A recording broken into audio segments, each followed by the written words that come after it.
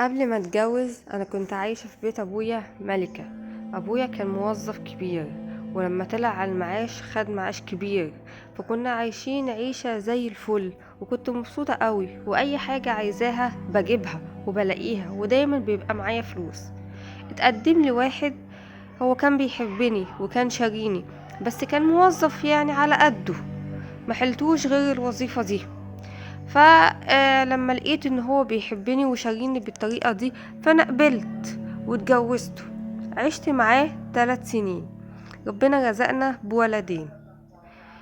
بصراحة انا كنت مخنوقة جدا بسبب قلة الفلوس، ودايما كنت اروح عند اخواته الاقيهم بيوتهم مليانة من الخير، وجوازاتهم بيبقى مبسوطين قوي وقاعدين بيغزوني، ودايما بيتكلموا ويقولوا ده جوزي جابلي وعملني، وانا ببقى شايطة ومش طايقة نفسي، وارجع بيتي وابص لعفشي وابص لدنيتي مش راضية عنها ابدا، ودايما متضايقة ودايما في خناقات انا وجوزي مع بعض بسبب قلة الفلوس. قلت له لا، انت الوظيفة بتاعتك دي مش بتاكلنا عيش ومش مكفيانا لنا ولا العيال، انت لازم تشوف لك وظيفة تانية. وفعلا نزل وشاف وظيفة تانية، اشتغل شغلانة تانية بعد ما يرجع من الشغل بينزل يشتغل شغلانة تانية، وبقى يرجع من الشغل بالليل خالص يا دوب ينام، تقريبا ما بشوفوش والعيال مش بتشوفه. خناقتنا زادت وبرضه الفلوس مش مكفية، ودايما بنتخانق مع بعض بسبب قلة الفلوس. انا زهقت من كل حاجة وزهقت من عيشتي. افتكرت ان بابا كان له معاش كبير، المعاش ده انا لو خدته هيغير لي حياتي كلها، وهي يعني هيعوضني عن كل حاجة. طيب بس انا اخده ازاي؟ انا واحدة متجوزة وعلى ذمة راجل، هاخده ازاي؟ قعدت افكر وشغل دماغي، لقيت ان انا قدامي حل واحد بس، وهو ان اتطلق من جوزي. طيب اتطلق منه ازاي؟ طب والعيال؟ فكرت اكتر واكتر، لقيت حل تاني.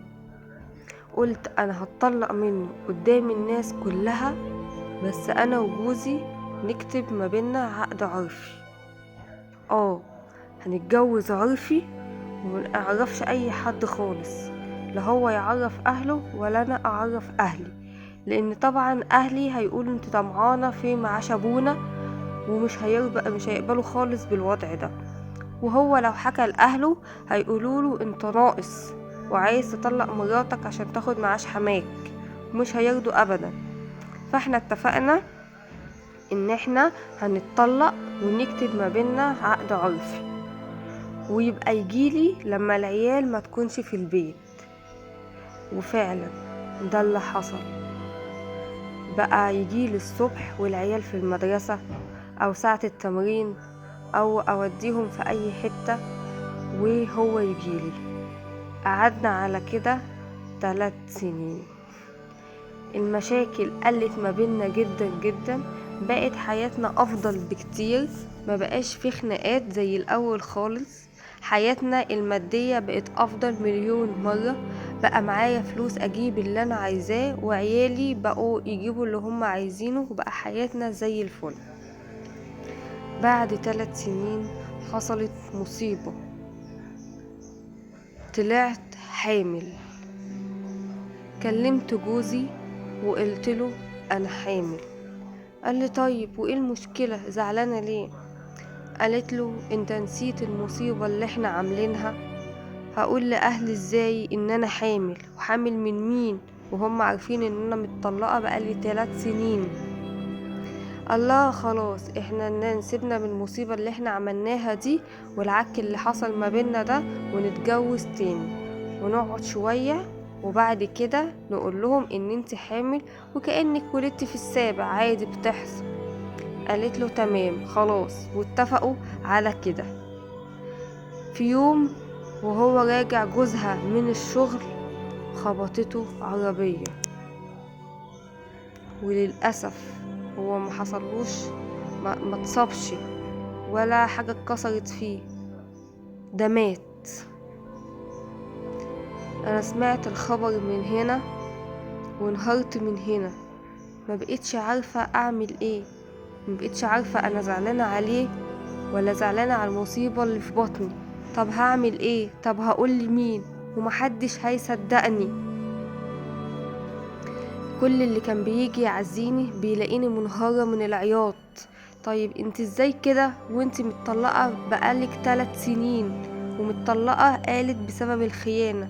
طب ازاي هو عامل فيكي كده وبعد كل الفترة دي وانت معيطة ومقطعة نفسك علشانه كده؟ محدش فهم حاجة خالص.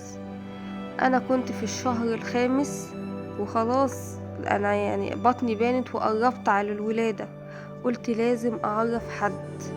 جبت اخويا الكبير وقلت له، حكيت له على كل اللي حصل.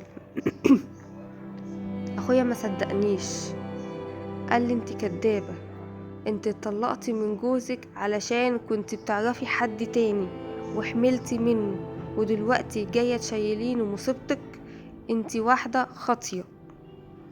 ما صدقنيش خالص.